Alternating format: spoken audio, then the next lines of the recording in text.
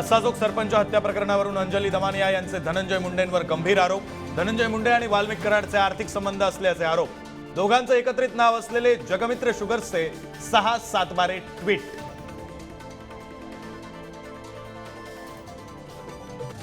मुख्यमंत्री फडणवीस किंवा अजितदादांनी बीडचं पालकमंत्रीपद स्वीकारावं। मागच्या वेळी पालकमंत्रीपद भाड्यानं दिलं होतं। सुरेश धस यांचा धनंजय मुंडेंवर निशाणा। बीडच्या मस्साजोगचे सरपंच संतोष देशमुखांच्या हत्येच्या निषेधार्थ राज्यातील ग्रामपंचायती 9 जानेवारीला बंद। अखिल भारतीय सरपंच परिषदेकडून बंदची हाक।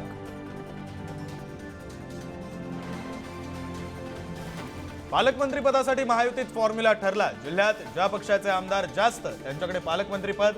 मुंबई, रायगड, संभाजीनगरसह 11 ते 12 जिल्ह्यांच्या पालकमंत्रीपदासाठी रस्सीखेच। नागपूर महापालिकेसाठी काँग्रेसकडून स्वबळाची तयारी। सर्व 151 जागांसाठी शहर काँग्रेसकडून चाचपणी।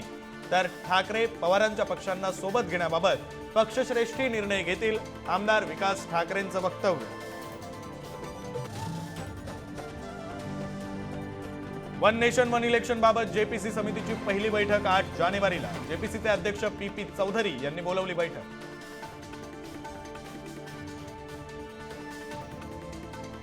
बेकरीत मिळणाऱ्या नरम पावाची किंमत वाढली। आधीमागे 3 रुपयांची दरवाढ।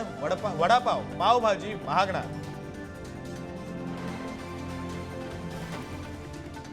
दोन वर्षांमध्ये ठाणे जिल्ह्यातील 93 हेक्टरहून अधिक कांदळवन नष्ट। सरकारच्या वन सर्वेक्षण अहवालातून धक्कादायक माहिती समोर।